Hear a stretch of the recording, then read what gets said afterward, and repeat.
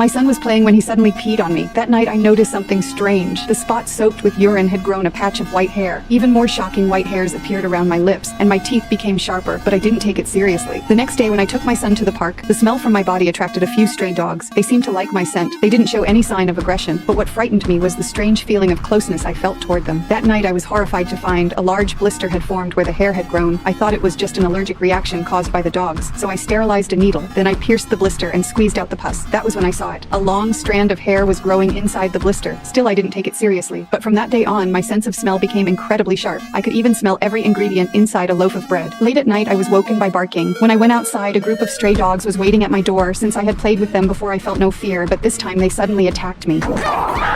The next day I told my son about the nightmare, but he pulled out a dead mouse from his pocket. I was terrified and told him to throw it away. Instead, he ran outside. When I caught up to him, I was shocked. Our doorstep was piled with the corpses of small animals. That was when I realized what happened last night wasn't a dream. It was real, and those dead animals were caught by me and the stray dogs together. Realizing how serious it was, I started searching for answers. I went to the library and found a book about humans turning into animals. It had similar stories, but no explanation. Day by day, my behavior began to change. Even the way I ate was like a dog. When people laughed at me, I didn't care. Sometimes I even barked back at them.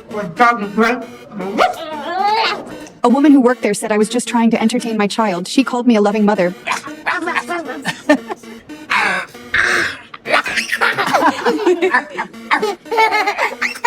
But I misunderstood her words. I thought she was changing just like me. When I tried to talk to her again, she was already gone. My condition kept getting worse. During a shower, I found 6 lumps on my body. They looked like the nipples of a female dog. I searched for books about genetic mutation, but found nothing. Then I heard the call of stray dogs outside. I went out, but saw no dogs. Suddenly, I dropped to the ground, crawling like one. I could smell dog urine in the yard. The scent made me excited and angry, because this was my territory.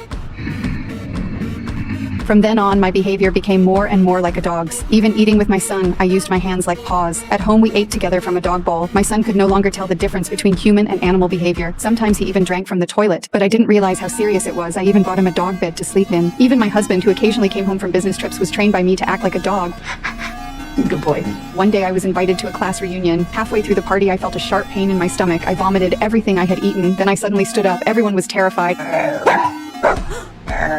I barked and ran home. Once there, I began digging furiously in the yard. This time it was even worse than before. My arms were covered in thick hair. Even my face and teeth changed drastically. Soon my eyes turned like a dog's. My vision shifted. Then my back started to itch. I tore off my clothes. By then I had completely turned into a dog. Even a tail had grown out.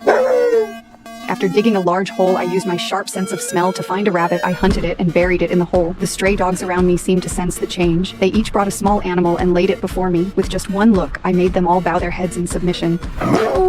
In the end, I led the stray dogs and became a real dog forever.